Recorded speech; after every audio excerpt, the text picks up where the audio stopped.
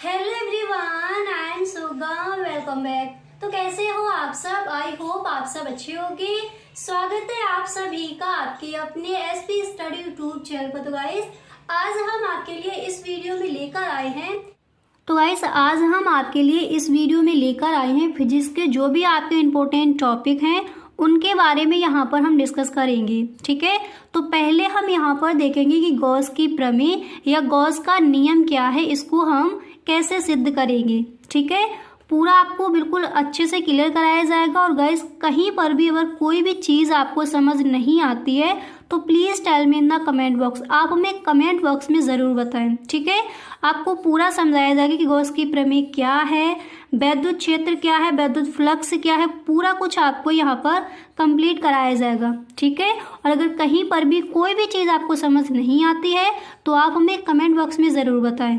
Okay, तो चलिए बिना टाइम वेस्ट के वीडियो को स्टार्ट करते हैं। ठीक है, तो देखिए गॉस की प्रमेय क्या है, गॉस की प्रमेय या फिर गॉस का नियम क्या है, पहले इसकी डेफिनेशन को समझते हैं। ठीक है, तो देखिए यहाँ पर देखिए सबसे पहले जैसे आपका बोर्ड एग्जाम में ये क्वेश्चन आस्क किया गया है। ओके, तो सबसे पहले आपको फर्स्ट हेडिंग डालनी होगी गॉस की प्रमेय या गॉस का नियम। ओके, फिर आप लिखोगे, देखिए पहले से यहाँ पर लिख लिया है। अगर आपको ऐसे समझ नहीं आता है तो आप हमें कमेंट बॉक्स में बताएं, जो आपका नेक्स्ट टॉपिक होगा उसको हम लिख कर बता देंगे। ठीक है, तो देखिए गॉस की प्रमेय क्या है यहाँ पर समझते हैं। देखिए, किसी बंद पृष्ठ से गुजरने वाला वैद्युत फ्लक्स, यानी कोई बंद पृष्ठ है। ठीक है, देखिए जैसे कोई यहाँ पर समझ लीजिए, यहाँ पर देख लीजिए जैसे कोई ये बंद पृष्ठ है। ठीक है, किसी बंद पृष्ठ से गुजरने वाला वैद्युत फ्लक्स, गुजरने वाला हमारा जो ये वैद्युत फ्लक्स है उस पृष्ठ द्वारा परिबद्ध यानी घिरा हुआ कुल आवेश यानी Q का 1/ε0 गुना होता है। ठीक है, अब यहाँ पर एक बार दोबारा से समझ लीजिए।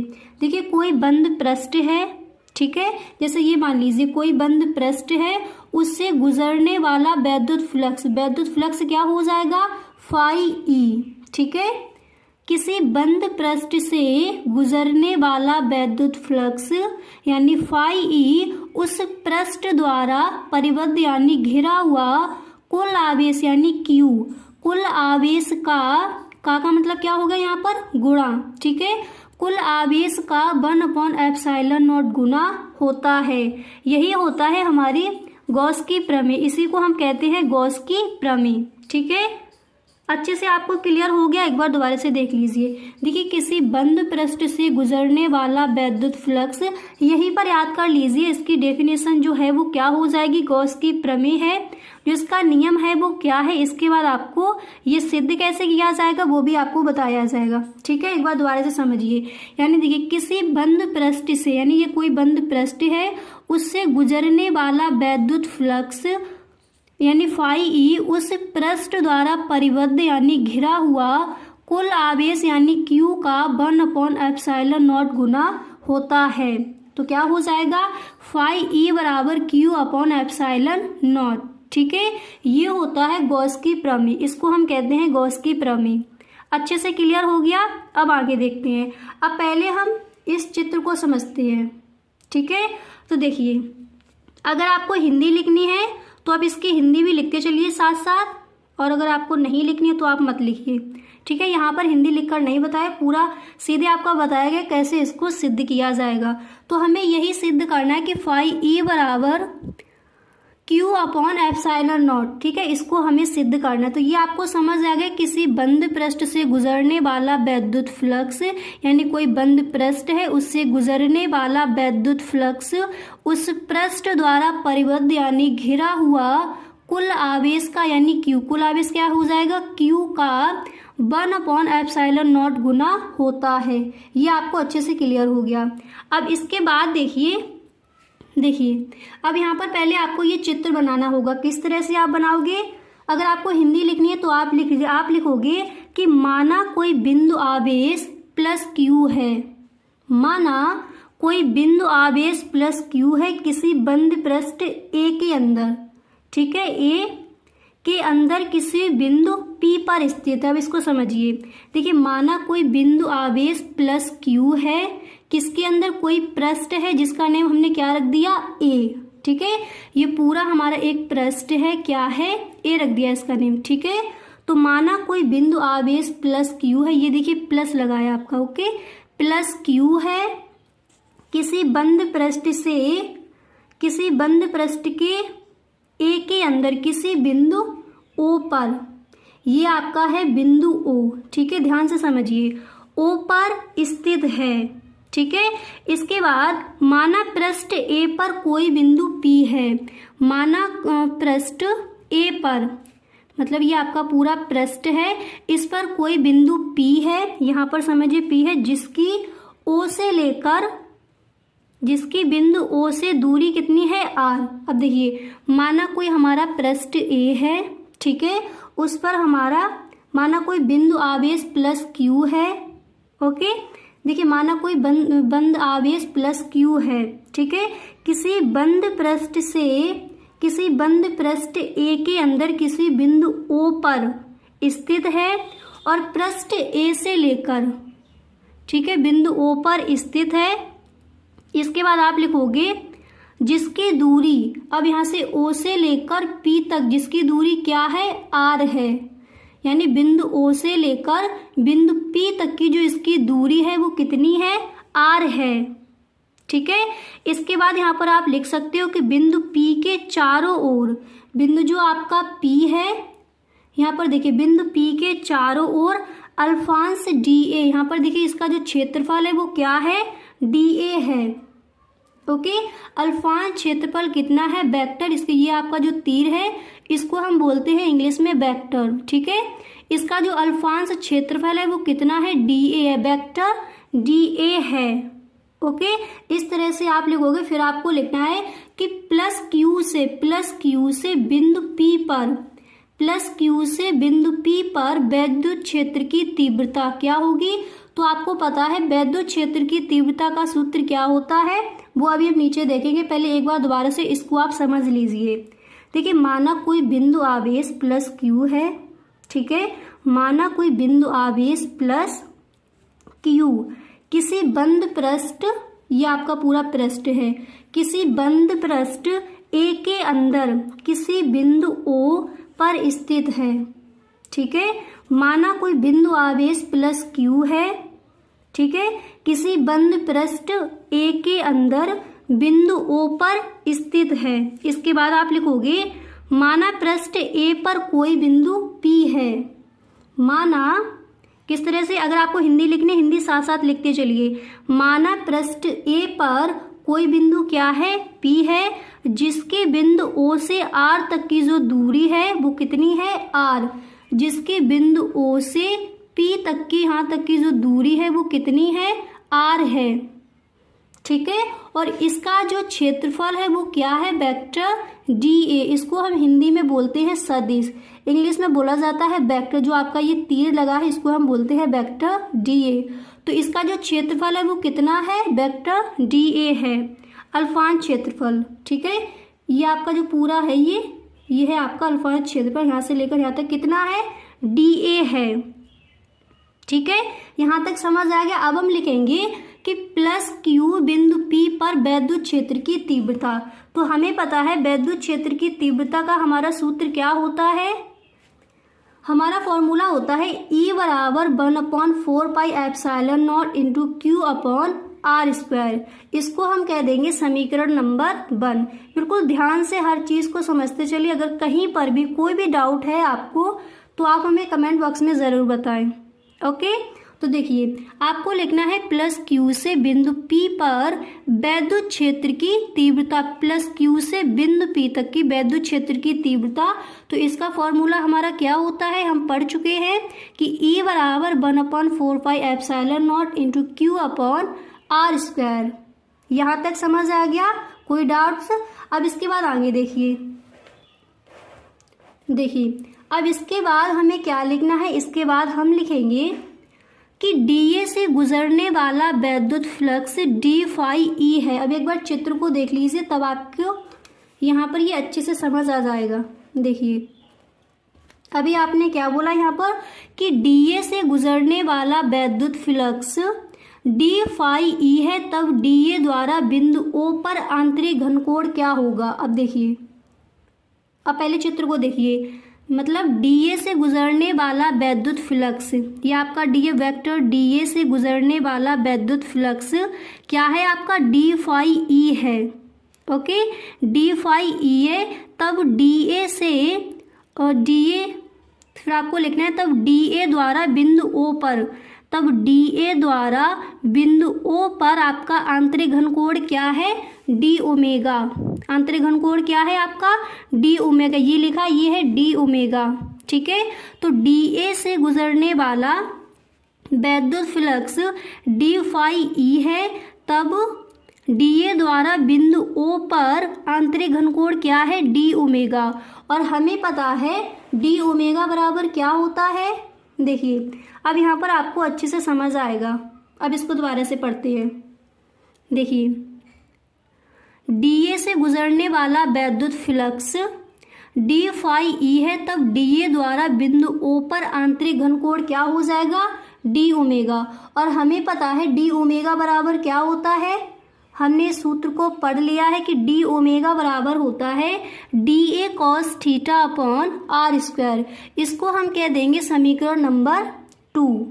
ठीक है, यहाँ तक आपको समझ आ रहा है। चित्र आपने अभी देख लिया है कि डीए से गुजरने वाला वैद्युत फ्लक्स डी फाई ई है, तब डीए द्वारा बिंदु ओ पर आंतरिक घनकोण क्या है डी ओमेगा है। यहाँ पर अभी हमने देखा तो डी ओमेगा बराबर क्या होता है D A cos theta upon R square. यहाँ तक समझ आ गया।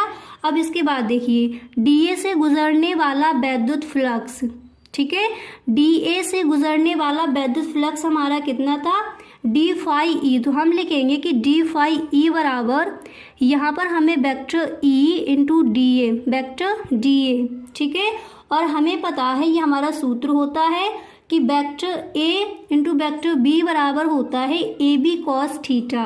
क्या होता है ए बी कॉस थीटा। अब यहाँ पर एक चीज़ और समझ लीजिए चित्र में। देखिए, यहाँ पर आप समझिए, देखिए ये है हमारा क्षेत्रफल वेक्टर ई और यहाँ पर वेक्टर डी है। तो इनके बीच में जो हमारा ये कोण बन रहा है, क्या बन रहा है, हमने माना यहाँ पर हमारा थीटा कोण बन रहा है। ठीक है, यहाँ पर क्या है ये थीटा कोण बन रहा है।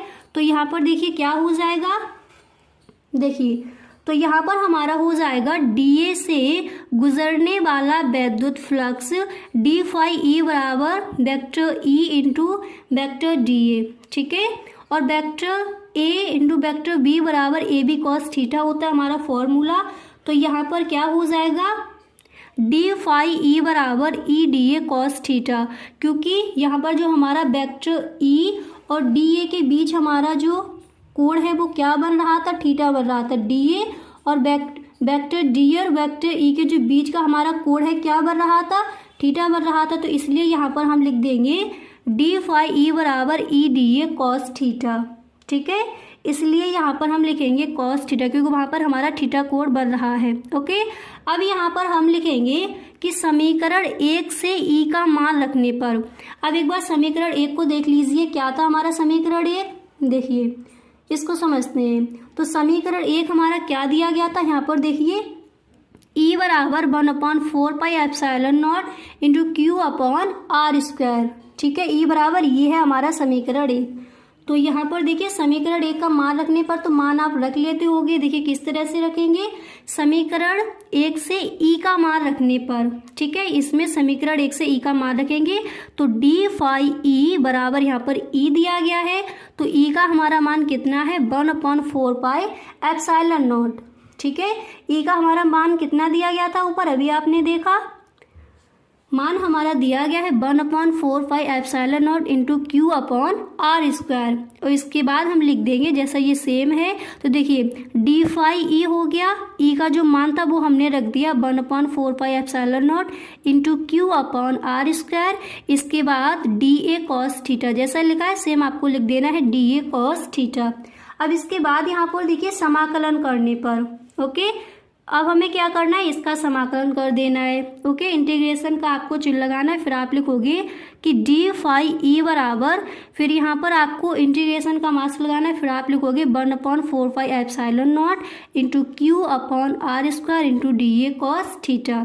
यहाँ पर आपको समझ आ रहा है, देखिए डी फाई ई बराबर आपको इंटीग्रेशन का साइन लगाना, फिर आप लिखोगे 1/4 epsilon not into Q upon R square D A into D A cos theta. अब इसके बाद देखिए आपको करना क्या है, अब देखिए इसके बाद आपको करना क्या है, फिर यहाँ पर आप लिखोगे कि फाई ई बराबर, ठीक है, क्या करना, फाई ई बराबर क्यू अपॉन 4 एप्सिलॉन 0। फिर यहाँ पर आपको इंटीग्रेशन का जो आपका साइन है वो आपको लगाना है, फिर आप लिखोगे कि D A cos theta upon R square. इस तरह से हम लिख सकते हैं इसको, ठीक है, समाकलन करने पर। अब इसके बाद देखिए समीकरण 2 से, अब एक बार देख लीजिए कि समीकरण हमारा 2 क्या दिया गया था। यहाँ पर देखिए जो हमारा समीकरण 2 है वो हमारा दिया गया था कि डी ओमेगा बराबर D A cos theta upon R square. तो डी ओमेगा बराबर D A cos theta upon R square है, इसको आपको ध्यान रखना है। तो देखिए नीचे हमारा क्या हो जाएगा, डी ओमेगा की जगह हम क्या रख देंगे, D A cos theta upon R square, ठीक है। तो समीकरण 2 से अब यहाँ पर हमें क्या करना है, देखिए तो फाई ई बराबर क्यू अपॉन 4 एप्सिलॉन नॉट, इसके बाद इंटीग्रेशन का साइन लगाना है डी ओमेगा, ठीक है, डी ओमेगा। तो हमें पता है, ठीक है, तो हमें पता है कि डी ओमेगा बराबर क्या होता है, 4 पाई। डी ओमेगा बराबर क्या होता है, 4 पाई होता है। अब यहाँ पर ये डी ओमेगा कैसे आ गया, समीकरण 2 से। डी ओमेगा बराबर क्या था हमारा, D A cos theta upon R square. तो इसकी जगह हम क्या कर देंगे, डी ओमेगा कर देंगे। देखिए फाई ई बराबर Q upon 4 epsilon not, and यहाँ पर क्या हो जाएगा, इंटीग्रेशन का मास्क लगाना, इंटीग्रेशन का आपको साइन लगाना, इसके बाद क्या हो जाएगा, डी ओमेगा हो जाएगा। क्यों हो जाएगा, क्योंकि समीकरण 2 से हमने यहाँ पर मान रखा है डी ओमेगा बराबर हमारा था D A cos theta upon R square. तो इसके बराबर ये हो जाएगा डी ओमेगा, इसकी जगह हम क्या लिख देंगे, डी ओमेगा। समझ आ रहा है। इतना लिखने के बाद फिर देखिए हमें पता है कि डी ओमेगा बराबर होता है 4 पाई। तो यहाँ पर क्या हो जाएगा, देखिए डी ओमेगा बराबर होता है 4 पाई, तो ये हो जाएगा फाई ई बराबर Q upon 4 epsilon not into 4 पाई, यानी डी ओमेगा की, देखिए इंटीग्रेशन डी ओमेगा बराबर होता है 4 पाई। तो यहाँ पर क्या हो जाएगा, फाई ई बराबर Q upon 4 epsilon not into 4 पाई, इसकी इस पूरे की जगह हम क्या रख देंगे, 4 पाई रख देंगे। अब देखिए यहाँ पर इससे ये कट जाएगा 4 पाई, और यहाँ पर आपका 4 पाई दिया गया है, इससे ये कट जाएगा। तो कितना आ जाएगा, कितना बचा, देखिए फाई ई बराबर क्यू अपॉन एप्सिलॉन नॉट, इतना रह गया, और यही हमें सिद्ध करना था, ठीक है, इतना हमारा रह गया। फाई ई बराबर क्यू अपॉन एप्सिलॉन नॉट, 4 पाई यहाँ पर ये कैंसिल हो जाएगा, फाई ई बराबर क्यू अपॉन एप्सिलॉन नॉट बच जाएगा, और यही हमें पूरा सिद्ध करके बताना था। तो यहाँ पर एक बार ऊपर देख लीजिए, यही हमें सिद्ध करके बताना था। यहाँ पर देखिए फाई ई बराबर क्यू अपॉन एप्सिलॉन नॉट, यही हमें सिद्ध करके बताना था, तो वो हमने यहाँ पर करके आपको बता दिया। आई होप अच्छे से आपको क्लियर हो गया होगा कि जो आपकी गॉस की प्रमेय है इसको हम किस तरह से सिद्ध करेंगे। तो गॉस की प्रमेय क्या है, किसी बंद पृष्ठ से गुजरने वाला वैद्युत फ्लक्स फाई ई, वैद्युत फ्लक्स यानी ये फाई ई क्या है, इसी को हम बोलते हैं वैद्युत फ्लक्स, उस पृष्ठ द्वारा परिबद्ध यानी घिरा हुआ कुल आवेश का, कुल आवेश यानी क्यू, कुल आवेश का 1/एप्सिलॉन नॉट गुना होता है, ठीक है। तो इस तरह से जो आपकी गॉस की प्रमेय है इसको हम इस तरह से सिद्ध करते हैं। आई होप आपको यहाँ पर अच्छे से ये क्लियर हो गया होगा, ठीक।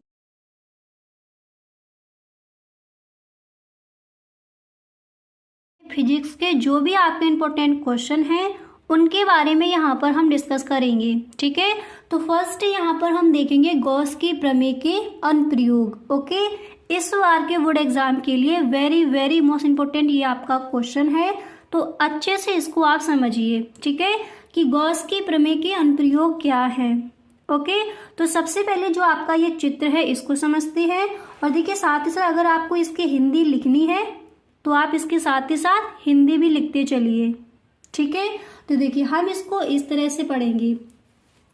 देखिए आप लिखोगे कि माना L लंबाई तार है, माना एक L लंबाई का ये तार है जिस पर +Q आवेश दिया है, यानी इस तरह से आपको बनाकर लिखना है ताकि आपको अच्छे से याद रहे।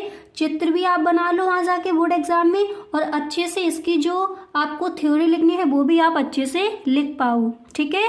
तो सबसे पहले आप क्या लिखोगे, माना L लंबाई का एक तार है, ठीक है, माना L लंबाई का एक तार है जिस पर +Q आवेश दिया गया है।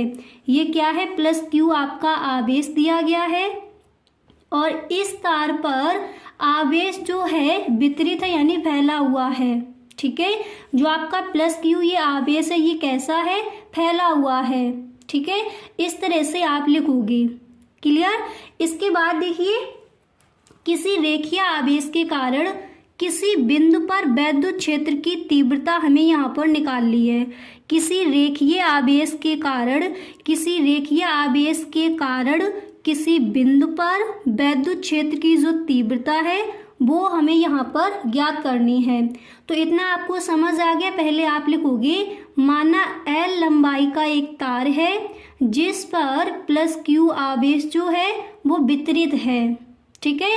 अब इसके बाद यहाँ पर देखिए ये जो आपका है गोलीय पृष्ठ, ये बेलनाकार आपका गोलीय पृष्ठ है। क्यों है, क्योंकि गॉस का नियम जो हमने पढ़ा था उसमें दिया गया था किसी बंद पृष्ठ से गुजरने वाला वैद्युत फ्लक्स φe उस पृष्ठ द्वारा परिबद्ध यानी घिरा हुआ कुल आवेश का 1/ε0 गुना होता है। तो जो आपकी गॉस की प्रमेय है उसमें क्या दिया गया था, बंद पृष्ठ, इसलिए यहाँ पर ये आपको इस तरह से कर देना है, ठीक है। तो समझ आ गया आपका जो चित्र है वो आपको किस तरह से बनाना है। पहले आप लिखोगे माना L लंबाई का एक तार है जिस पर +Q जो आवेश है वो वितरित है, ठीक है। अब यहाँ पर देखिए सबसे पहले हम लिखेंगे कि रेखीय आवेश घनत्व, तो इस तरह से आपको हेडिंग डालनी है। तो देखिए इसकी जो डेफिनेशन है उसको भी देख लेते हैं, ठीक है। इसकी जो परिभाषा है वो क्या हो जाएगी, और ये परिभाषा भी आपकी कई बार बोर्ड एग्जाम में आस्क की गई है तो इसको आप याद भी कर लीजिए। देखिए रेखीय आवेश घनत्व क्या है, देखिए प्रति एकांक लंबाई पर वितरित आवेश की मात्रा को रेखीय आवेश घनत्व कहते हैं। रेखीय आवेश घनत्व क्या है, एक बार दोबारा से समझिए। देखिए प्रति एकांक लंबाई पर वितरित आवेश की मात्रा को रेखीय आवेश घनत्व कहते हैं। प्रति एकांक की लंबाई पर वितरित आवेश की जो मात्रा है उसी को हम क्या कहते हैं, रेखीय आवेश घनत्व कहते हैं। अच्छे से क्लियर हो गया। और इसका फॉर्मूला क्या होता है, लैम्डा बराबर Q/L, लैम्डा बराबर Q/L इसका क्या होता है, ये हो जाता है इसका फॉर्मूला।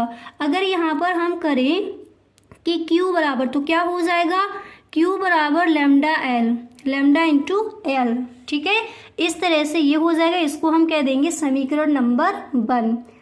गाइस आपको अगर समझ नहीं आ रहा है तो आप हमें कमेंट बॉक्स में ज़रूर बताएं, दोबारा से आपको ये समझा दिया जाएगा। सबसे पहले देखिए आप इस तरह से लिखोगे माना L लंबाई का एक तार है, ठीक है, इसे +Q जो आवेश है वो दिया गया है और ये आवेश जो है वो उस पर वितरित है, ठीक है, फैला हुआ है। ओके, इसके बाद यहाँ पर देखिए R लंबाई पर, देखिए L से लेकर यहाँ तक इसकी जो बिंदु P है इस तरह से आप लिखोगे। यहाँ पर एक और बिंदु P है जिसकी लंबाई कितनी है, R दी गई है। एंड ये आपका क्या है, वैद्युत क्षेत्र की तीव्रता, और ये आपका क्या दिया गया, D, ये है आपका क्षेत्रफल, ठीक है। तो यहाँ पर जो आपका थीटा कोण बनेगा वो कैसा बनेगा, 0। ओके, अब यहाँ पर देखिए आप किस तरह से लिखोगे। अगर गाइस आपको कहीं पर भी कोई भी चीज़ समझ नहीं आती है तो आप हमें कमेंट बॉक्स में ज़रूर बताएं, ठीक है। अब देखिए हम यहाँ पर लिखेंगे कि माना तार से R दूरी से एक बिंदु P है जिस पर हमें तीव्रता ज्ञात करनी है। इस तरह से आप लिखोगे माना r दूरी पर, देखिए ये r दूरी पर एक और बिंदु P है जिस पर हमें वैद्युत क्षेत्र की जो तीव्रता है वो हमें ज्ञात करनी है। ठीक है, तो देखिए हम किस तरह से करेंगे ज्ञात। यहाँ पर देखिए हम लिखेंगे कि फाई बराबर, ये आपको समाकलन का चिन्ह लगा देना है, इंटीग्रेशन। ठीक है, फाई बराबर vector E into vector DA, और हमारा फॉर्मूला क्या होता है, vector A into vector B बराबर AB कॉस थीटा। ये बराबर है तो क्या हो जाएगा, AB कॉस थीटा। तो यहाँ पर देखिए हम क्या कर देंगे, फाई E बराबर, इस तरह से समाकलन का आपको चिन्ह लगाना, फिर आप लिखोगे E into DA cos theta. यहाँ तक ये समझ आ रहा है, ये कैसे आ गया आपका, ठीक है, यहाँ से आ गया। ओके, इसके बाद आपको क्या करना है, देखिए इसके बाद आप लिखोगे कि फाई E बराबर E अनुक्रमानुपाती A कॉस 0 अंश, और कॉस 0 अंश का जो आपका मान है वो कितना होता है, आपने पढ़ा है 1 होता है। यहाँ पर ये कॉस 0 अंश क्यों आ गया, क्योंकि यहाँ पर चित्र में जो आपका ये कोण बन रहा है कैसा बन रहा है, 0। ठीक है, क्योंकि आपका जो क्षेत्रफल है वो बराबर है, तो यहाँ पर आपका जो थीटा कोण बन रहा है वो कैसा बन रहा है, 0 बन रहा है। तो यहाँ पर DA कॉस थीटा, तो यहाँ पर क्या हो जाएगा, कॉस 0 अंश, और कॉस 0 अंश का मान कितना होता है, 1 होता है। तो यहाँ पर देखिए ये किस तरह से आ जाएगा, देखिए तो यहाँ पर ये आपका हो जाएगा फाई E बराबर, E को हम बाहर निकाल लेंगे, फाई E बराबर E इंटीग्रेशन का चिन्ह लगाओगे DA। अब यहाँ पर देखिए ये आपका ये DA कहाँ से आ गया, इसको समझिए। अब देखिए ये जो आपका DA दिया गया, ये यहाँ पर ये DA कहाँ से आ गया, इसको समझते हैं। देखिए यहाँ पर आपका दिया गया था फाई E बराबर, समाकलन का यहाँ पर चिन्ह लगा, E अनुक्रमानुपाती A कॉस 0 अंश, तो कॉस 0 अंश का मान कितना होता है, 1 होता है। ठीक है, तो यहाँ पर देखिए जो आपका कॉस 0 अंश है इसका मान 1 होता है, तो इसको हम यहाँ पर नहीं लिखेंगे, यहाँ पर भी आपको DA लिख लेना है। ठीक है, तो ये कितना हो जाएगा, फाई E बराबर E समाकलन का चिन्ह लगाएंगे, इसके बाद DA। ठीक है, और हमें पता है कि समाकलन DA बराबर 2 पाई RL होता है। ठीक है, यहाँ पर देखिए आपके लिए लिख दिया है, इसके बराबर ये इतना होता है। तो यहाँ पर देखिए फाई E बराबर E 2 पाई RL हो जाएगा। DA के बराबर ये आपका देखिए समाकलन DA के बराबर, इसको हम लिख देंगे। ठीक है, E है तो E यहाँ पर आ गया, फाई E बराबर E 2 पाई RL। ठीक है, अब इसके बाद देखिए आपको लिखना है कि गॉस की प्रमेय से हमें पता है फाई E बराबर Q अपॉन एप्सिलॉन 0। जो गॉस की प्रमेय होती है वो क्या होती है, हमने पढ़ा है कि किसी बंद पृष्ठ से गुजरने वाला जो वैद्युत फ्लक्स है फाई E, वैद्युत फ्लक्स फाई उस पृष्ठ द्वारा परिबद्ध यानी घिरा हुआ कुल आवेश का क्या होता है, 1 अपॉन एप्सिलॉन नॉट गुना होता है। ये हमने गॉस की प्रमेय पढ़ी है।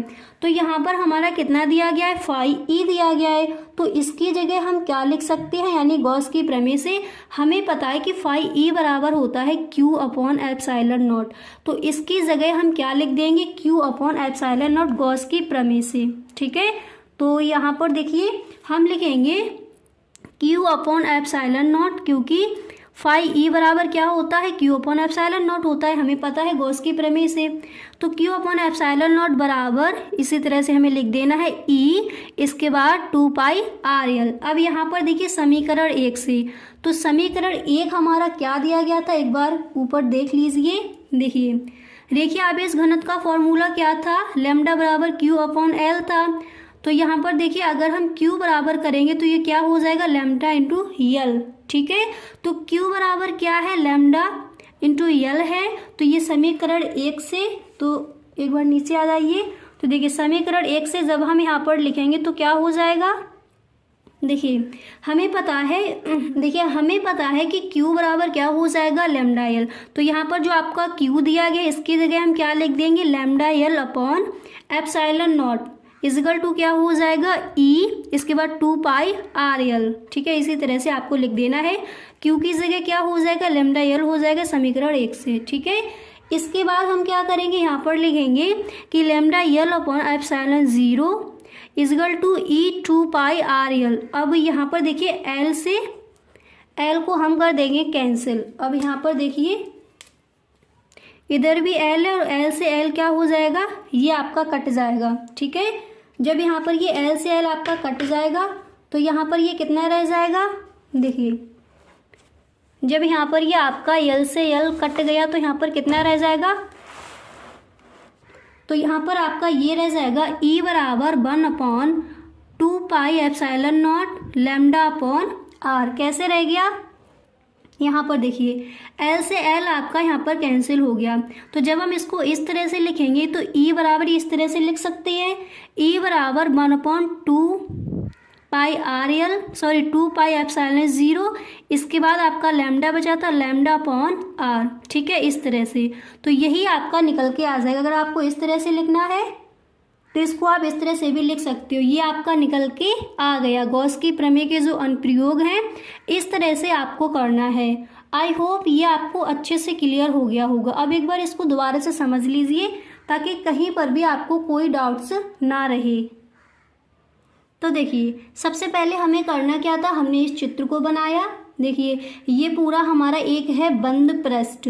ठीक है, बंद पृष्ठ है तो हम लिखेंगे कि माना L लंबाई का एक तार है, माना L लंबाई का एक तार है जिसके चारों तरफ प्लस Q आवेश जो है वो वितरित है। ठीक है, इस तरह से हम लिखेंगे, यानी किसी रेखीय आवेश के कारण किसी बिंदु पर विद्युत क्षेत्र की तीव्रता हमें निकालनी है। ठीक है, तो पहले हम क्या लिखेंगे, माना L लंबाई का एक तार है, इसे प्लस Q आवेश दिया गया है, इस तार पर आवेश जो है आपका वो वितरित है। ठीक है, इस तरह से हमें लिखना था। इसके बाद रेखीय आवेश घनत्व क्या होता है, तो हम इसकी डेफिनेशन लिखेंगे यहाँ पर कि प्रति एकांक लंबाई पर वितरित आवेश की मात्रा को रेखीय आवेश घनत्व कहते हैं। इसका फॉर्मूला होता है लैम्डा बराबर Q अपॉन यल। तो यहाँ पर अगर हम Q बराबर करेंगे तो क्या हो जाएगा, लैम्डा इंटू यल हो जाएगा। इसको हमने मान लिया समीकरण नंबर 1।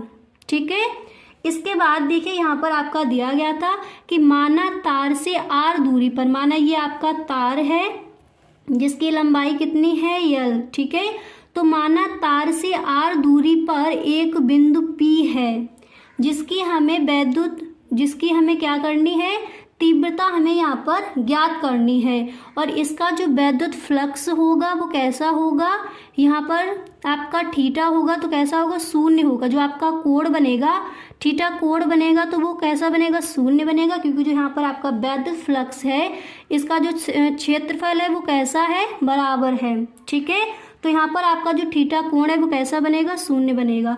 तो हमने लिखा माना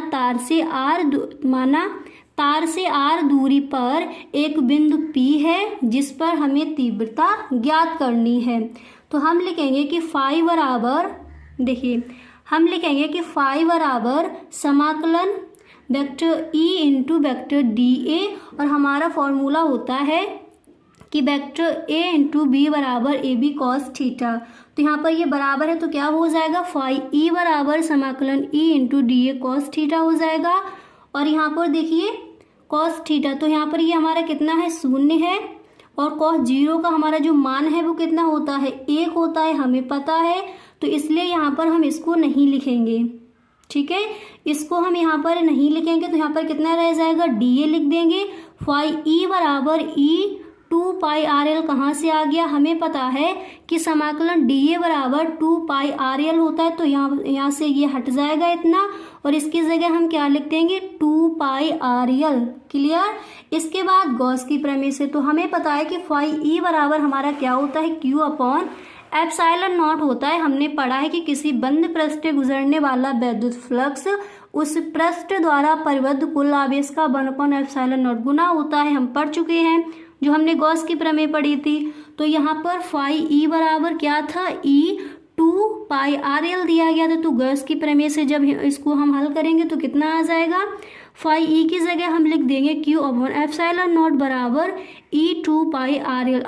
अब यहाँ पर हम लिखेंगे कि समीकरण 1 से, तो हमें समीकरण जो है तो समीकरण हमें दिया गया था, जो हमारा फर्स्ट समीकरण था वो था Q बराबर लैम्डा यल, ये था हमारा समीकरण नंबर 1। Q बराबर लैम्डा यल था, तो यहाँ पर देखिए Q की जगह हम क्या कर देंगे, जो हमारा Q दिया गया है इसकी जगह हम क्या कर देंगे, लैम्डा यल एप्सिलॉन नॉट बराबर E, इसके बाद 2 पाई आर यल। ठीक है, अच्छे से यहाँ तक समझ आ गया। इसके बाद देखिए यहाँ पर हमारा हो जाएगा lambda L upon epsilon not बराबर E 2 पाई आर यल, यल से यल हो जाएगा कैंसिल, बराबर कितना आ जाएगा, E बराबर 1/2 pi epsilon not lambda upon are.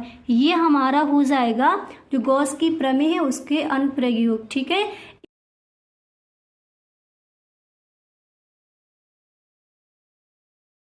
कि वैद्युत द्विध्रुव के कारण अक्षीय स्थिति में किसी बिंदु पर वैद्युत विभव। ठीक है, ये जो आपका टॉपिक है इम्पोर्टेंट है इस बार के बोर्ड एग्जाम के लिए, तो आप इस वीडियो को पूरा देखें। ओके, पूरा समझे, वीडियो को आपको बिल्कुल भी स्किप यहाँ पर नहीं करना है। ठीक है, तो पहले जो इसका चित्र है इसको समझते हैं। ओके, किस तरह से आपको ये बनाना है बोर्ड एग्जाम में, यहाँ पर समझ लीजिए। अगर आपको हिंदी लिखनी है तो आप साथ ही साथ हिंदी भी इसकी लिखते चलिए। ठीक है, और ये जो आपका है ये इम्पोर्टेंट है इस बार के बोर्ड एग्जाम के लिए, तो अच्छे से आपको ये जो आपका क्वेश्चन है इसके आंसर को आप अच्छे से तैयार कर लेंगे। ठीक है, तो यहाँ पर देखिए आपको इस तरह से लिखना है कि माना एक वैद्युत द्विध्रुव AB है। ठीक है, जब आप इसका चित्र बनाओगे तो माना एक वैद्युत द्विध्रुव A और B है। ठीक है, पहले एक रेखा खींचनी है, माना एक वैद्युत द्विध्रुव A और B है। इसके बाद आप लिखोगे जो क्रमशः -Q और +Q से मिलकर बना है। इस पर आवेश क्या है, जो क्रमशः -Q और +Q से मिलकर बना है। ठीक है, पहले आपको क्या लिखना है, माना एक वैद्युत द्विध्रुव A और B है जो क्रमशः -Q और +Q और +Q आवेश से मिलकर बना है। इसके बाद आपको लिखना है इसके मध्य बिंदु O से, आप लिखोगे माना इसके मध्य बिंदु, ये है आपका मध्य बिंदु, माना इसके मध्य बिंदु O से R दूरी पर एक बिंदु P स्थित है। ठीक है, क्या लिखना है, माना इसके मध्य बिंदु O से R दूरी पर, यहाँ पर देखिए R दूरी आपकी कहाँ पर दी गई है, R दूरी पर एक बिंदु P स्थित है। अब देखिए जो आपका यहाँ पर मध्य बिंदु O दिया गया, यहाँ से लेकर P तक, ठीक है, यहाँ तक की जो आपकी ये दूरी है वो कितनी है, R है। ठीक है, इस तरह से पहले आप लिख दोगे, यहाँ पर हिंदी नहीं लिखी आप लिख लीजिए। अगर आपको नहीं लिखना है तो यहाँ पर इसको आप पहले समझ लीजिए, उसके बाद जो इसका डेरिवेशन है उसको देखेंगे। ठीक है, तो आपको समझ आ गया। पहले आपको क्या लिखना है कि माना एक वैद्युत द्विध्रुव A और B है जो क्रमशः -Q और +Q आवेश से मिलकर बना है। इसके बाद आप लिखोगे कि माना मध्य बिंदु O से P तक की जो आपकी दूरी है वो क्या दी गई है, R। अब देखिए यहाँ से लेकर यहाँ तक की जो आपकी दूरी है वो कितनी है, R है। ठीक है, इसी पर हमें करना क्या, इसी पर वैद्युत विभव ज्ञात करना है हमें, जो हमारा बिंदु P दिया गया इसी पर हमें वैद्युत विभव ज्ञात करना है। ठीक है, देखिए जब O से लेकर P तक की दूरी हमारे यहाँ पर कितनी दी गई है, R दी गई है, तो यहाँ पर देखिए -Q से लेकर P तक की दूरी कितनी हो जाएगी, देखिए मध्य बिंदु O से लेकर P तक की दूरी R है, तो -Q से लेकर P तक की, यहाँ से लेकर यहाँ तक की जो आपकी दूरी है वो हो जाएगी R + L। और देखिए मध्य बिंदु O से लेकर यहाँ तक की दूरी आपने देख ली R है। ठीक है, तो -Q से लेकर P तक की दूरी कितनी हो जाएगी, R + L। इसके बाद +Q से लेकर P तक की जो आपकी डिस्टेंस है, जो दूरी है वो कितनी हो जाएगी, R - L। इसी को आपको समझना है। ठीक है, तो आई होप जो आपका ये चित्र है आपको समझ आ गया होगा। एक बार दोबारा से देख लीजिए, और कहीं पर भी आपको कोई भी इशू है तो please tell me in the comment box. Okay, तो यहाँ पर देखिए पहले आपके माना एक वैद्युत विभव है, वैद्युत द्विध्रुव है A और B। ठीक है, A और B वैद्युत द्विध्रुव है जो क्रमशः माइनस क्यू और प्लस क्यू से मिलकर बना है, माइनस क्यू और प्लस क्यू से मिलकर बना है। माना मध्य बिंदु ओ से एक और बिंदु है आपका पी, मध्य बिंदु ओ से पी तक की जो इसकी दूरी है वो कितनी है, आर है, ठीक है। और इसी पर हमें वैद्युत विभव ज्ञात करना है। यहाँ तक समझ आ गया। अब इसके बाद देखिए, जब मध्य बिंदु ओ से लेकर पी तक की दूरी आर है तो माइनस क्यू से लेकर पी तक की दूरी हमारी कितनी हो जाएगी। जब देखिए यहाँ से लेकर यहाँ तक की आर है तो यहाँ से लेकर यहाँ तक की जो दूरी है वो कितनी हो जाएगी, आर प्लस यल। और प्लस क्यू से लेकर पी तक की दूरी कितनी हो जाएगी, इतनी दूरी आपकी कितनी हो जाएगी, आर माइनस यल। यानी यहाँ से लेकर इतनी जो आपकी दूरी है वो हो जाएगी आर माइनस यल। एंड यहाँ पर देखिए आपका मध्य बिंदु ओ है तो यहाँ से लेकर ए से लेकर माइनस क्यू से लेकर ओ तक की दूरी कितनी है, एल है। एंड आपकी बी से लेकर यहाँ मध्य बिंदु ओ तक की यहाँ तक की दूरी कितनी है, एल है। यानी ए से लेकर बी तक की दूरी जब यहाँ पर 2l दी गई है तो यहाँ पर कितनी हो जाएगी, यल। इसको जोड़कर ये पूरी कितनी हो जाएगी, 2l। अच्छे से क्लियर हो गया। अब इसके बाद देखिए, अब हम यहाँ पर लिखेंगे, देखिए एक एक चीज़ को अच्छे से आप समझते चलिए ताकि बोर्ड एग्जाम में अगर आपका ये क्वेश्चन आए तो एकदम सही ढंग से इसका जो डेरिवेशन है वो वहाँ पर आप करके आओ, ठीक है। अब देखिए यहाँ पर आप लिखोगे पहले कि प्लस क्यू से पी तक की दूरी, प्लस क्यू से पी की दूरी हमारी कितनी है, प्लस क्यू से पी तक की दूरी कितनी है, यहाँ पर देखिए आर माइनस यल, ठीक है। प्लस क्यू से पी तक की जो आपकी डिस्टेंस है वो कितनी है, आर माइनस यल है, हमने लिख दिया। इसके बाद माइनस क्यू से पी की दूरी कितनी है, माइनस क्यू से और पी तक की जो आपकी दूरी है वो कितनी है, आर प्लस यल, वो हमने यहाँ पर लिख दिया, ठीक है। इसके बाद आपको लिखना है कि प्लस क्यू के कारण पी पर विभव, प्लस क्यू के कारण, देखिए प्लस क्यू के कारण पी पर आपका जो विभव है वो आपको ज्ञात करना है। तो यहाँ पर हम पहले क्या लिखेंगे, V1, ठीक है। पहले हम निकालेंगे प्लस क्यू से, फिर हम निकालेंगे माइनस क्यू से पी तक का जो आपका विभव है। तो प्लस क्यू के कारण पी पर जो विभव है वो क्या हो जाएगा, V1 बराबर आपका फॉर्मूला क्या होता है, 1/4 पाई एप्सिलॉन नॉट क्यू। अब यहाँ पर देखिए आर की जगह हमें क्या रखना है, तो यहाँ पर दिया गया था, तो यहाँ पर आपका दिया गया था कि प्लस क्यू से पी तक की, तो प्लस क्यू से पी तक की जो आपकी दूरी है वो कितनी है, आर माइनस यल है। तो यहाँ पर हम इसकी दूरी रख देंगे आर माइनस यल, ठीक है। यहाँ तक समझ आ गया, ओके। दूरी हमारी क्या हो जाएगी, आर माइनस यल। तो B1 बराबर 1/4 pi epsilon not Q upon R minus L, इसको हम कह देंगे समीकरण नंबर 1।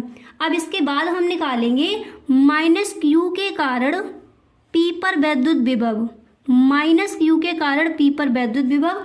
तो हमारा फॉर्मूला क्या होता है उसको लगाएंगे।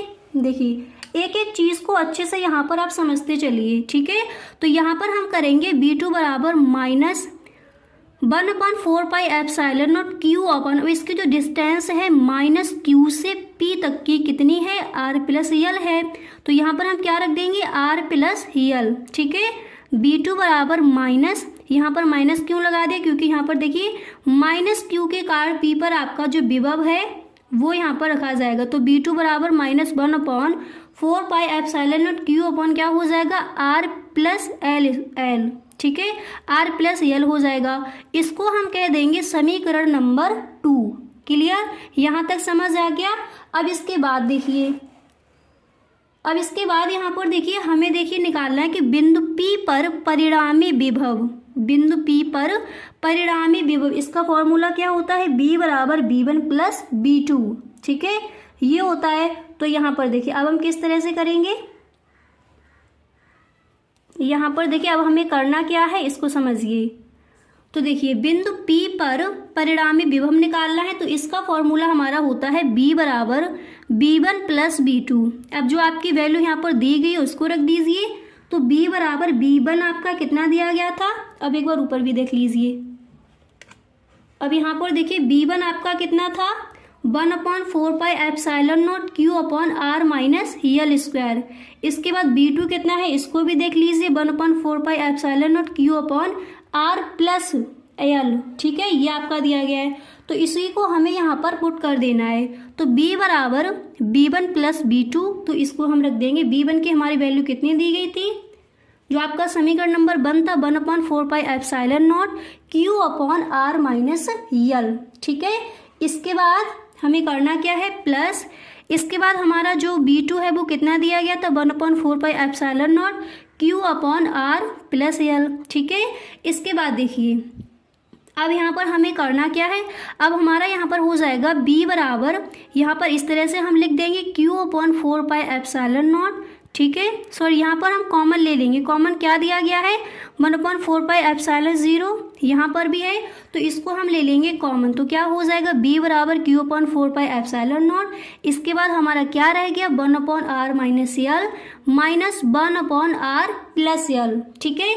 इसके बाद हम कर देंगे इसका कैची गुणा, तो हमारा कितना आ जाएगा, b बराबर q upon 4πε0 r plus L minus r plus L, ठीक है। इसका जब हम कैची गुणा कर देंगे तो क्या हो जाएगा, r plus L minus r plus यल upon r square minus L square, ये आप कर सकती हो, ठीक है। इस तरह से यहाँ पर ये इतना आ गया। अगर कोई भी चीज़ आपको समझ नहीं आती है तो आप हमें कमेंट बॉक्स में ज़रूर बताएं, ठीक है। इतना आ जाएगा। इसके बाद देखिए हमें क्या करना है, अब इसके बाद देखिए ये हमारा हो जाएगा, हाँ, तो यहाँ तक आपने समझ लिया। अब इसके बाद देखिए हमें करना क्या है, b बराबर 1/4πε0। इसके बाद यहाँ पर देखिए जो आपका q था वो इधर आ गया, ठीक है। अब यहाँ पर देखिए क्या हो जाएगा, into 2l upon r square minus L square, इस तरह से इसको हम कर देंगे, ठीक है। यहाँ तक आपको समझ आएगा। देखिए b बराबर q अपॉन 4πε0, हमने कैंची गुणा किया, r plus L minus r plus L upon r square minus L square आ गया। इसके बाद b बराबर 1/4πε0 एंड यहाँ पर आपका q इधर आ जाएगा, तो q into 2l upon r square minus L square. अब यहाँ पर देखिए यदि आपका जो यल है वो जो आपका यल है वो r से कैसा है, बहुत छोटा है, यानी यल इज मोर लेस, ठीक है। तो आपका जो यहाँ पर एल है वो r से कैसा है, बहुत ही छोटा है, तो इसको हम, यानी ये आपका नगण्य है, तो इसको हम नहीं लिखेंगे। यहाँ पर क्या हो जाएगा हमारा, तो देखिए यहाँ पर हमारा फिर क्या हो जाएगा, नीचे देखिए ये हमारा हो जाएगा b बराबर 1/4πε0 p अपॉन r स्क्वायर। यहाँ पर जो l है वो हम नहीं लिखेंगे, ठीक है। अब यहाँ पर देखिए ये p आपका कहाँ से आ गया, तो आपका फॉर्मूला होता है p बराबर q इंटू 2l, तो q इंटू 2l की जगह क्या हो जाएगा, p हो जाएगा, तो p upon r square. b बराबर 1/4πε0 p अपॉन r स्क्वायर। आपका ये वैद्युत द्विध्रुव के कारण अक्षीय स्थिति में किसी बिंदु पर वैद्युत विभव आपका इस तरह से ये निकल के आ जाएगा। तो आई होप अच्छे से आपको जो आपका ये था इसका जो आंसर है अच्छे से आपको क्लियर हो गया होगा। अब एक बार इसको दोबारा से समझ लीजिए ताकि अच्छे से आपको सही ढंग से ये समझ में आ जाए। तो देखिए सबसे पहले हमें करना क्या था, एक बार दोबारा से समझिए। माना एक वैद्युत विभव ए और बी है, माना एक वैद्युत विभव है ए और बी जो क्रमशः माइनस क्यू और प्लस क्यू से मिलकर बना है, ठीक है, जो क्रमशः माइनस क्यू और प्लस क्यू से मिलकर बना है। माना मध्य बिंदु, जो आपका मध्य बिंदु है मिडिल पॉइंट, माना मध्य बिंदु ओ से आपका एक और बिंदु P है, यहाँ तक कि इसकी जो दूरी है वो कितनी है, R है। कितनी है दूरी, R। और इसी पर हमें करना क्या है, इस पर हमें विभव ज्ञात करना है, वैद्युत विभव है वो हमें ज्ञात करना है। तो आप लिखोगे कि मध्य बिंदु O पर मध्य बिंदु O से R दूरी पर एक बिंदु P स्थित है जिस पर हमें वैद्युत विभव ज्ञात करना है, ठीक है। इसकी दूरी कितनी, R है, ठीक है। जब यहाँ से लेकर यहाँ तक की दूरी इसकी R है, ठीक है, तो माइनस क्यू से लेकर P तक की दूरी कितनी हो जाएगी, R प्लस यल, ठीक है। जब यहाँ से लेकर यहाँ तक की दूरी R प्लस यल है तो हमारी देखिए जब हम प्लस क्यू से लेकर B तक की अगर दूरी निकालेंगे, सॉरी P तक की, प्लस क्यू से लेकर P तक की जो हमारी डिस्टेंस है वो हो जाएगी R माइनस यल। अब देखिए माइनस क्यू से लेकर प्लस क्यू तक की दूरी यहाँ पर कितनी दी गई थी, 2l। यहाँ से लेकर यहाँ तक की दूरी 2l थी मध्य बिंदु ओ से, तो फिर ए से लेकर मध्य बिंदु ओ तक की दूरी कितनी हो जाएगी, l हो जाएगी। आपको पता है जब यहाँ पर आपकी 2l दी गई है तो यहाँ पर l हो जाएगी, आधी आधी कर दी जाएगी, ठीक है, इस तरह से। तो आई होप ये आपको क्लियर हो गया होगा। फिर इसी तरह से यहाँ पर आपको लिखना था कि प्लस क्यू से पी की दूरी कितनी है, r माइनस यल है। यहाँ पर आपने देखा प्लस क्यू से पी तक की दूरी r माइनस यल, माइनस क्यू से पी तक की दूरी कितनी है, r प्लस यल है। अब प्लस क्यू के कारण P पर हमें वैद्युत विभव निकालना है, तो हम किस तरह से लिखेंगे, हमारा फॉर्मूला होता है V1 बराबर 1/4 pi epsilon not Q upon इसके जो डिस्टेंस दी गई उसको हम रख देंगे r माइनस यल, इसको हम कह देंगे समीकरण नंबर 1, ठीक है। इसके बाद यहाँ पर देखिए हमें करना क्या है कि माइनस क्यू के कारण P पर जो आपका विभव है वो कितना है, तो V2 बराबर -1/4 pi epsilon not Q upon r plus यल हो जाएगा, क्योंकि यहाँ से लेकर माइनस क्यू से लेकर P तक की जो आपकी दूरी है r प्लस यल दी गई है वो हमने कर दी।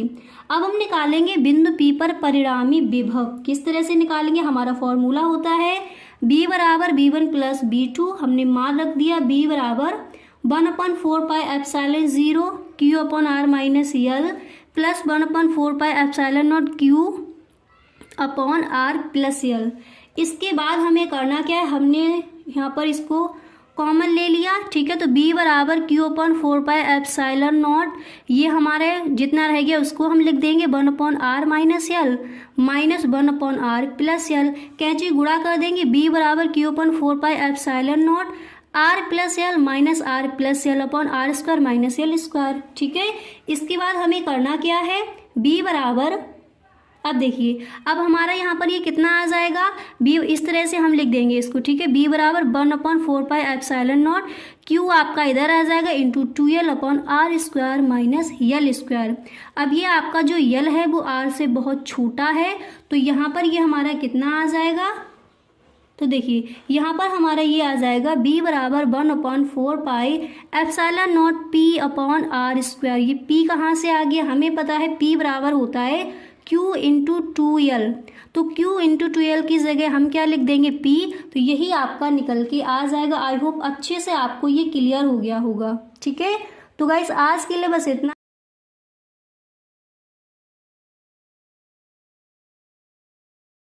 वैद्युत द्विध्रुव के कारण निरक्षीय स्थिति में वैद्युत विभव, ठीक है, जो आपका डेरिवेशन है उसको यहाँ पर हम समझेंगे।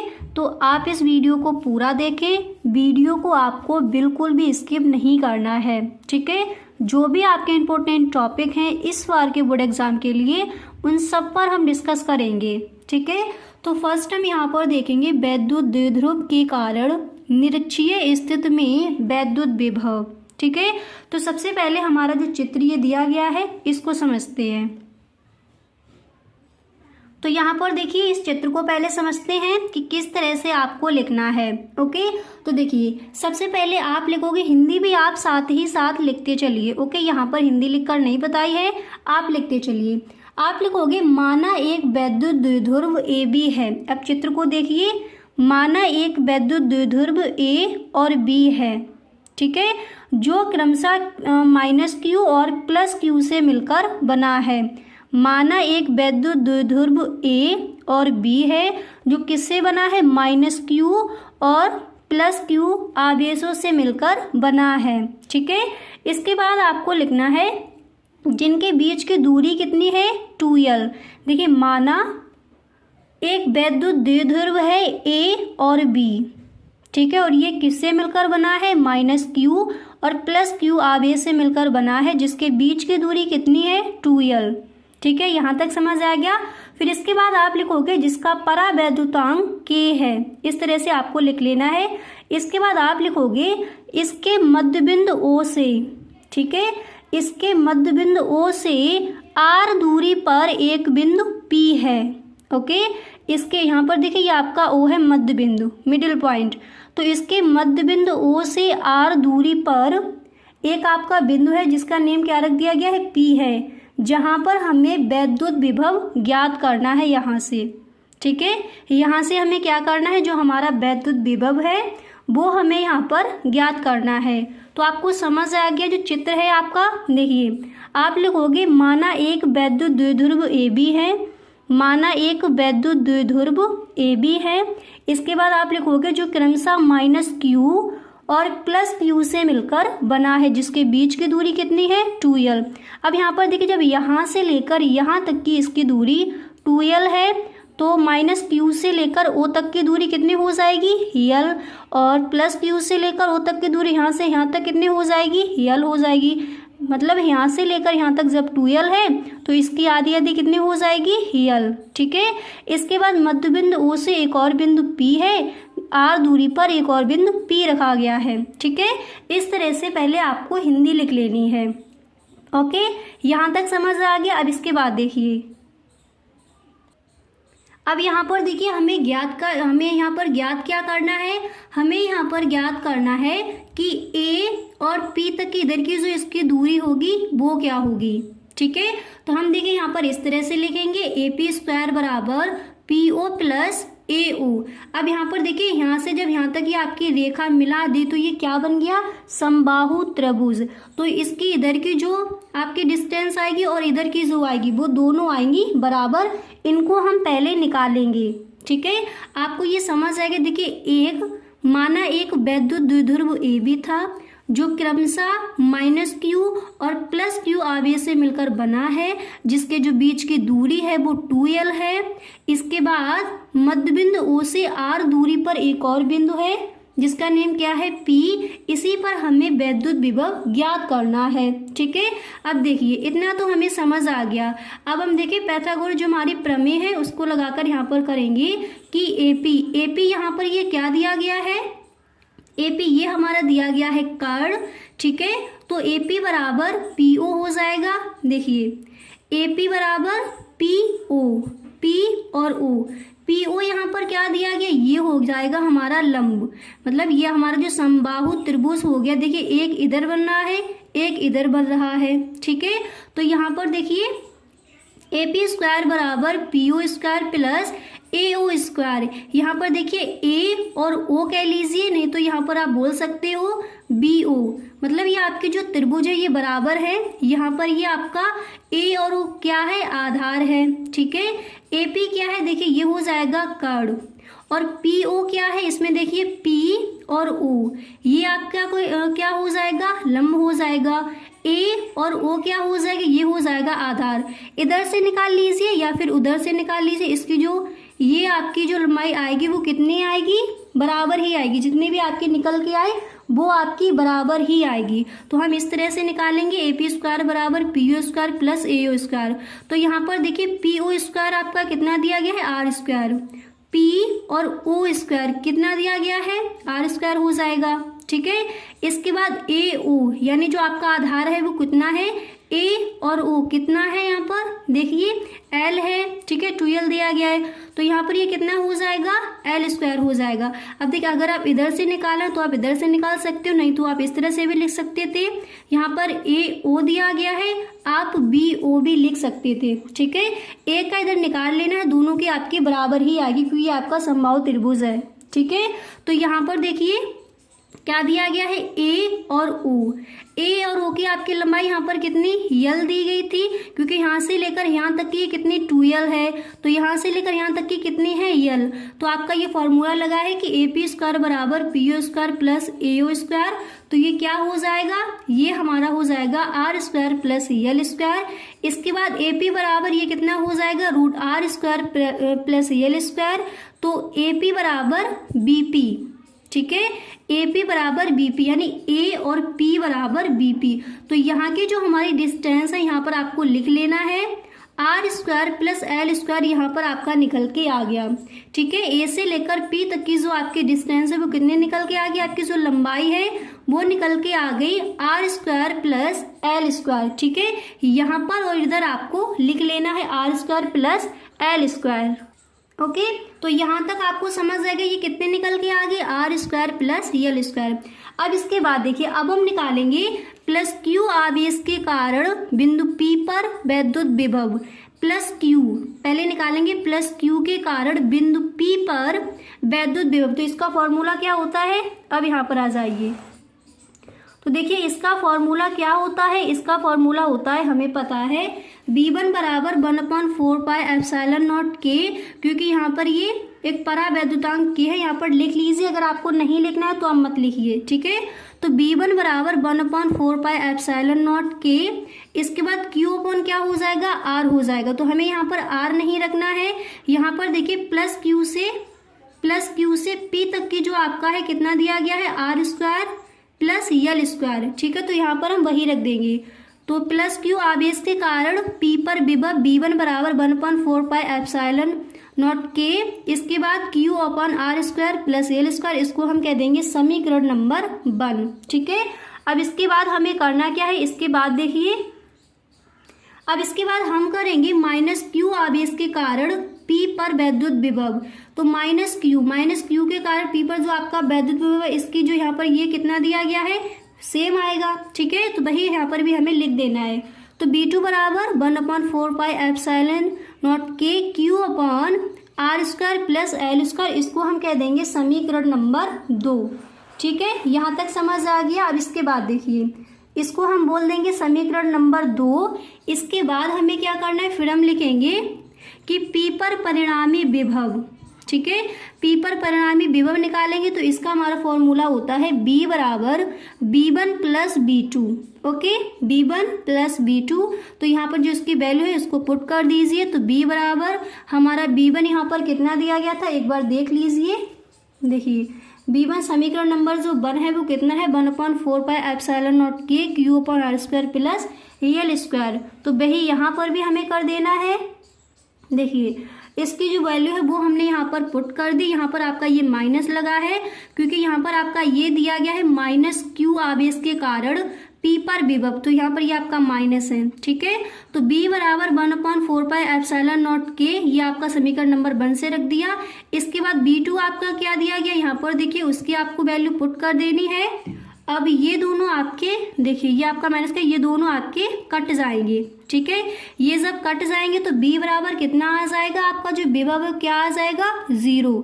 तो यही आपका निकल के आ जाएगा वैद्युत विभव के कारण निरक्षीय स्थिति में जो आपका वैद्युत विभव है वो इस तरह से निकल के आपका आ जाएगा B बराबर 0। तो आई होप अच्छे से आपको ये क्लियर हो गया होगा कि किस तरह से आपका जो डेरिवेशन है वो आपको किस तरह से करना है। अब एक बार यहाँ पर दोबारा से देख लीजिए।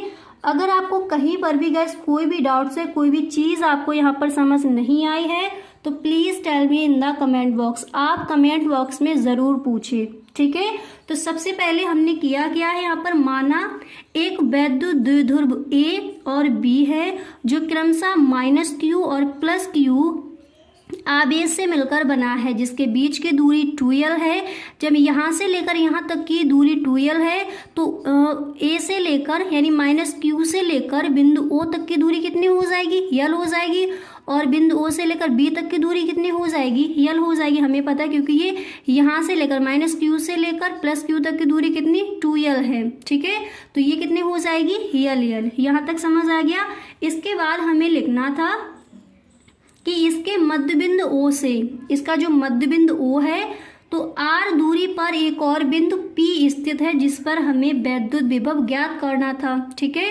तो इससे पहले हमें क्या ज्ञात करना था, ये हमारा जो दिया गया A से लेकर P तक की क्या दूरी वो हमें निकालनी थी।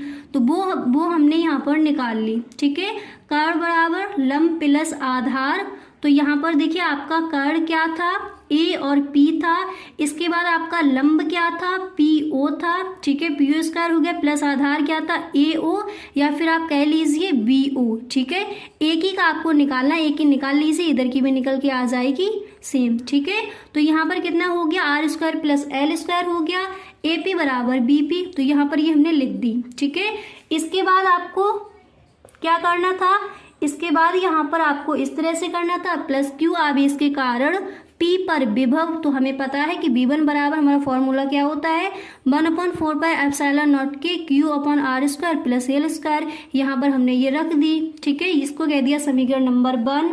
एंड इसके बाद यहाँ पर क्या किया, देखिए इसके बाद माइनस क्यू आवेश के कारण P पर विभव, ठीक है, तो V2 बराबर 1/4πε0 Q अपॉन यहाँ पर R square plus L square, ठीक है, ये वाला रख दिया। इसके बाद P पर परिणामी विभव हमें निकालना था, तो हमें पता है किस तरह से हम निकालेंगे। तो इसका फॉर्मूला क्या होता है, B बराबर B1 प्लस B2।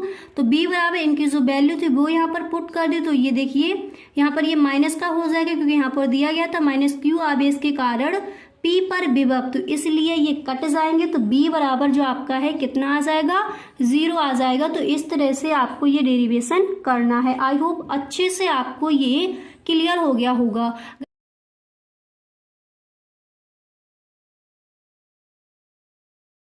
समांतर प्लेट संधारित्र की धारिता के लिए व्यंजक, ठीक है। और गाइस अगर आप इस बार का बोर्ड एग्जाम देने वाले हो तो ये आपका बहुत ही इंपॉर्टेंट क्वेश्चन है। तो जो भी इसका डेरिवेशन है उसको देखते हैं और पूरा आपको एकदम सही से समझना है, ठीक है। ये आपका इस बार के बोर्ड एग्जाम में क्वेश्चन रखा जा सकता है, इंपॉर्टेंट है, तो इसको आप बिल्कुल सही ढंग से क्लियर कर लो। गॉस की प्रमेय क्या है, गॉस का नियम, या फिर गॉस की प्रमेय क्या है, गॉस की प्रमेय की अनुप्रयोग क्या है, एंड यहाँ पर जो आपका दिया गया है ये इस बार के बोर्ड एग्जाम के लिए इंपॉर्टेंट है। तो इसको आप एकदम सही ढंग से क्लियर कर लेंगे, ठीक है। तो चलिए समझते हैं। देखिए पहले इस चित्र को समझते हैं। यहाँ पर आपकी हिंदी लिख दी है तो अच्छे से आपको क्लियर हो जाएगा, ठीक है। पहले आप इस चित्र को किस तरह से बनाओगे वो समझिए, बोर्ड एग्जाम में किस तरह से आप इस चित्र को वहां पर बनाकर आओगे।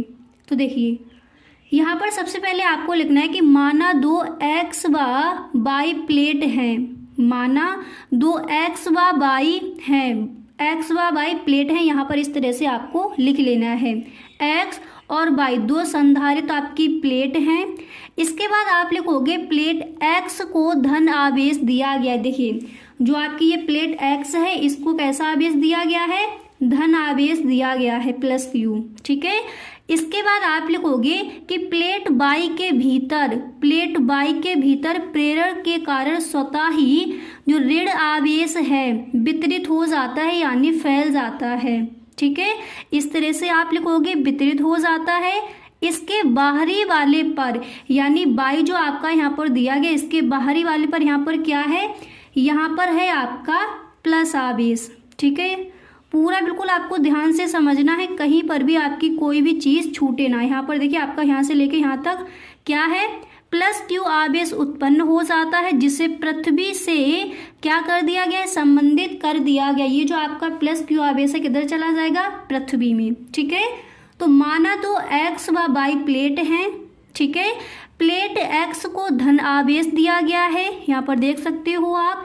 इसके बाद आप लिखोगे प्लेट y के भीतर प्रेरण के कारण स्वतः ही ऋण आवेश वितरित, यानी फैल जाता है, ऋण आवेश वितरित हो जाता है। इसके बाद आप लिखोगे इसके बाहरी वाले पर प्लस क्यू आवेश, ठीक है, उत्पन्न हो जाता है, जिसे पृथ्वी से संबंधित कर दिया गया है। यहाँ पर ए क्या है, ये है आपका पृष्ठीय क्षेत्रफल, ठीक है। ए हमारा क्या है, यहाँ पर ये क्षेत्रफल है। और आप एक लाइन और लिख दोगे, इसके जो बीच की दूरी है, ठीक है, माना 2 x और y प्लेट हैं जिनके बीच की दूरी कितनी है, यहाँ से लेकर यहाँ तक की ये दूरी कितनी है, d है, हमने मान ली, ठीक है। यहाँ से यहाँ तक की इसकी दूरी कितनी है, d यहाँ पर दी गई है, वो हमने मान ली है। अब देखिए गाइस कोई भी चीज़ अगर आपको इसमें समझ नहीं आती है तो please tell me in the comment box, okay. और आपको ये डाउट रहता है कि किस तरह से फिजिक्स में आपके फुल मार्क्स आएंगे, डोंट वरी अबाउट इट। जितने भी आपके इंपॉर्टेंट टॉपिक हैं इसी तरह से जितने भी आपके टॉपिक हैं सारे टॉपिक आपको समझाए जाएंगे। तो बस आप प्रैक्टिस करते चलिए, ठीक है। गॉस की प्रमेय है उसकी प्रैक्टिस कीजिए, ओके।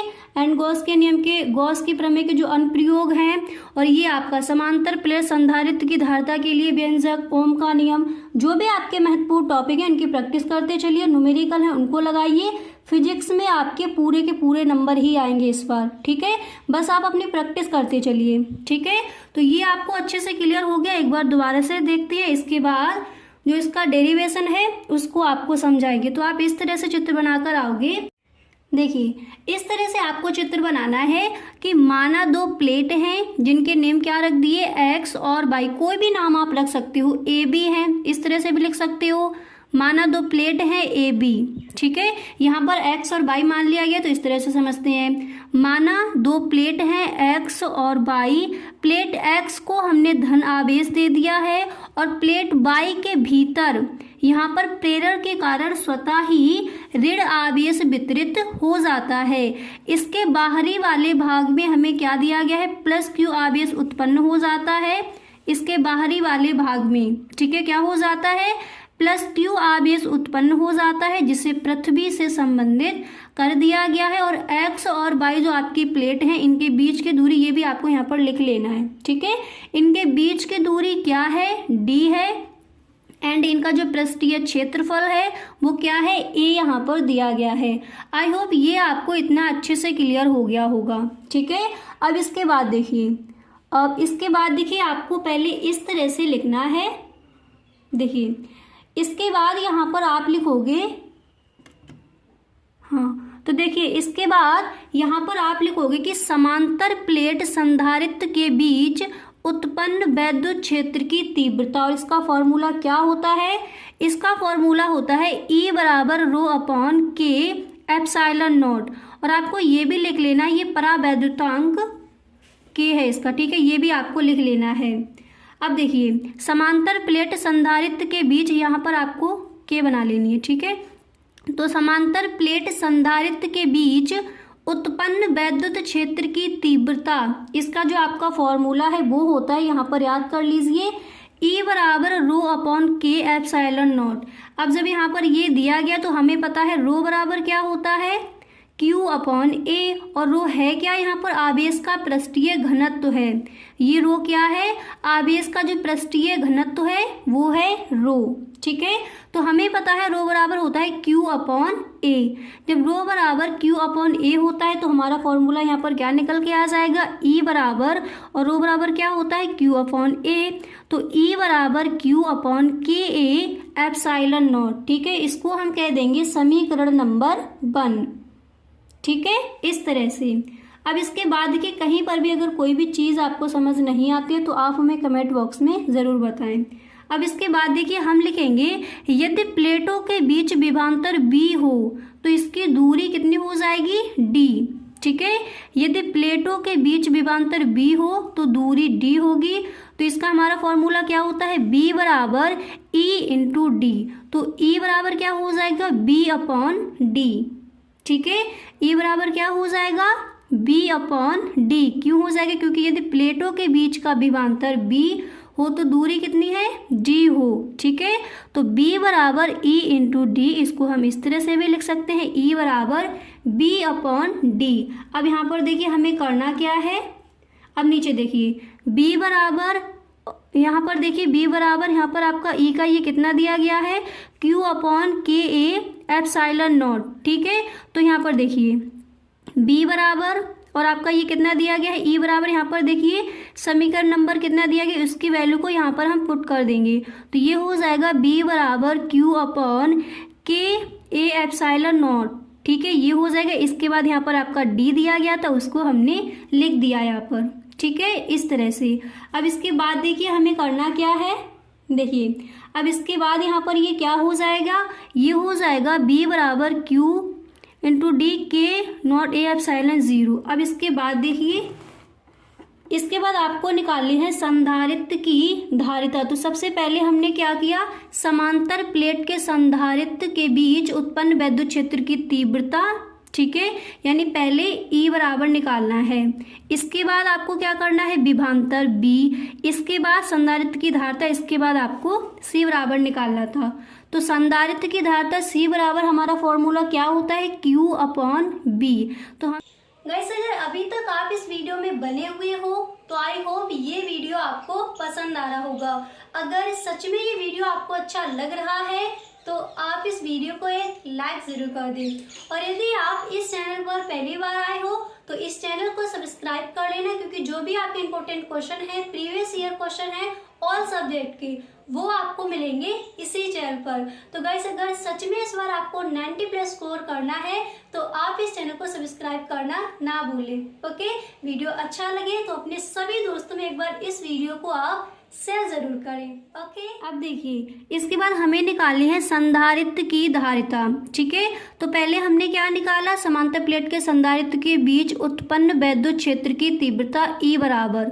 ठीक है, तो हमारा वहां पर ये कितना निकल के आ गया था, E बराबर Q/K/ε0। ठीक है, इसके बाद हमने क्या निकाला, विभवांतर। ओके, वो हमारा कितना आया, B बराबर Q/D/K/ε0। ठीक है, इसके बाद हमें निकालनी है संधारित्र की धारिता। तो इसका फॉर्मूला क्या होता है वो देखिए, इसका फॉर्मूला होता है C बराबर Q/B। ठीक है, तो अब यहाँ पर हमें करना क्या है, देखिए इसका फॉर्मूला होता है C बराबर Q/B। तो ये हमारा हो जाएगा C बराबर Q। इसके बाद देखिए यहाँ पर B बराबर क्या दिया गया, इसको हम कह देंगे समीकरण नंबर 2। तो B बराबर हमारा यहाँ पर कितना दिया गया, Q इंटू D एंड यहाँ पर दिया गया अपॉन Ka/ε0। तो इसको हमें यहाँ पर रख देना है, यानी C बराबर हमारा फॉर्मूला था Q/B। तो हमने C बराबर Q कर दिया। इसके बाद जो यहाँ पर B दिया गया तो B बराबर यहाँ पर क्या वैल्यू है उसको हम यहाँ पर पुट कर देंगे। तो कितना हो जाएगा, Q into D upon Ka/ε0। Q से Q हो जाएगा कैंसिल, इधर हमारा आ जाएगा C बराबर Ka/ε0 अपॉन D। और हमें पता है K बराबर 1। ठीक है, K बराबर 1 हो जाएगा तो क्या हो जाएगा, C बराबर A/ε0 अपॉन D। यही आपका समांतर प्लेट संधारित्र की धारिता के लिए जो व्यंजक है वो आपका निकलकर इस तरह से आ जाएगा। अब एक बार पूरा एक दोबारा से समझ लेते हैं ताकि कहीं पर भी आपको कोई डाउट ना रहे। ठीक है, तो देखिए दोबारा से समझते हैं। देखिए माना दो प्लेट X और Y है, माना दो प्लेट X और Y है। प्लेट X को धन आवेश दिया गया, यहाँ पर आप देख सकते हो जो प्लेट X है इसको हमने क्या किया है, धन आवेश दे दिया। ठीक है, और प्लेट Y के भीतर, प्लेट Y के भीतर प्रेरण के कारण स्वतः ही ऋण आवेश वितरित हो जाता है। इसके बाद आप लिखोगे इसके बाहरी वाले पर +Q आवेश उत्पन्न हो जाता है जिसे पृथ्वी से संबंधित कर दिया गया है। और एक लाइन आपको और लिख लेनी है कि प्लेट X और Y के जो बीच की दूरी है वो कितनी है, D है। ठीक है, जो आपके बीच की दूरी है वो कितनी दी गई है, D दी गई है। ठीक है, इतना आपको समझ आ गया। और इसका जो पृष्ठीय क्षेत्रफल है वो कितना है, A है। ठीक है, अब इसके बाद देखिए यहाँ पर, अब इसके बाद सबसे पहले हमें निकालना क्या है, वैद्युत क्षेत्र की तीव्रता निकालनी है। तो हम लिखेंगे समांतर प्लेट संधारित्र के बीच उत्पन्न वैद्युत क्षेत्र की तीव्रता बराबर हमारा फॉर्मूला होता है E बराबर ρ/K/ε0। तो यहाँ पर रो बराबर क्या हो जाएगा, Q/A। और रो है क्या, यहाँ पर आवेश का पृष्ठीय घनत्व है। तो E बराबर हो जाएगा Q/Ka/ε0। इसको हम कह देंगे समीकरण नंबर 1। ठीक है, अब इसके बाद देखिए अब हमें विभवांतर निकालना है। यदि प्लेटों के बीच विभवांतर B हो तो दूरी D हो। ठीक है, दूरी D होगी तो B बराबर यहाँ पर हमारा क्या हो जाएगा, ये हो जाएगा B बराबर E इंटू D। और E बराबर B/D होता है। ठीक है, तो देखिए B बराबर यहाँ पर हमें करना क्या है, E बराबर हमारा जो समीकरण नंबर 1 है इसकी वैल्यू क्या दी गई, Q/K/ε0। तो B बराबर E इंटू D यहाँ पर दिया गया है। तो हम लिखेंगे B बराबर Q। ठीक है, क्यों लिखेंगे, क्योंकि यहाँ पर देखिए E बराबर हमें इतना रख देना है, E की जगह हमें ये रख देना, ऐसे समझिए। ठीक है, तो ये हो जाएगा Q/K/ε0। इसके बाद इंटू हमें क्या कर देना है, D, क्योंकि यहाँ पर ये दिया गया है। अब इसके बाद आपको करना क्या था, B बराबर इस तरह से आपको पहले लिख देना है, फिर हम निकालेंगे संधारित्र की धारिता। और संधारित्र की धारिता इसका फॉर्मूला क्या होता है हमें पता है, C बराबर होता है Q/B। ठीक है, तो C बराबर Q/B होता है। और हमें पता है B की जो हमारी वैल्यू निकल कर आई वो कितनी आई है, यहाँ पर ये आई है, तो इसको हमें यहाँ पर रख देना है। तो C बराबर Q, यहाँ पर Q कर दिया, C बराबर Q। अब B की जो आपकी वैल्यू यहाँ पर दी गई उसको यहाँ पर आपको पुट कर देना है। तो ये हो जाएगा Q इंटू डी अपॉन के ए एप्सिलॉन नॉट। इसके बाद क्या आ जाएगा निकल कर, Q से Q कैंसिल हो जाएगा, तो कितना बचा, C बराबर यहाँ पर हमारा बचा है, देखिए C बराबर के A epsilon not upon D. और यदि K बराबर 1 तो क्या हो जाएगा, आपको पता है पराबंधु तंग के बराबर क्या होता है, निर्वात की वैद्युशीलता में इसका मान 1 होता है। तो C बराबर A epsilon not upon D, ये आपका निकल कर आ जाएगा। आई होप अच्छे से आपको ये क्लियर हो गया होगा गाइस। ये आपका जो क्वेश्चन है इस बार के बोर्ड एग्जाम के लिए इम्पोर्टेंट है, तो इसकी अच्छे से आप प्रैक्टिस करते चलिए, ठीक है। 2-3 बार आपको प्रैक्टिस करनी है, अच्छे से आपको आ जाएगा। ओके, तो आज के लिए बस इतना ही, मिलते हैं नेक्स्ट टॉपिक में। अगर गाइस आपको सच में ये वीडियो पसंद आया है तो आप इस वीडियो को एक लाइक ज़रूर कर दें। Okay, thank you so much. तो गाइस कैसा लगा वीडियो, आई होप ये वीडियो आपको पसंद आया होगा। अगर सच में ये वीडियो आपको अच्छा लगा है तो आप इस वीडियो को अपने सभी दोस्तों में एक बार शेयर जरूर करें। ओके, वीडियो अच्छा लगा करे तो please time in the comment box, आप में कमेंट बॉक्स में जरूर बताएं। Okay, thank you so much.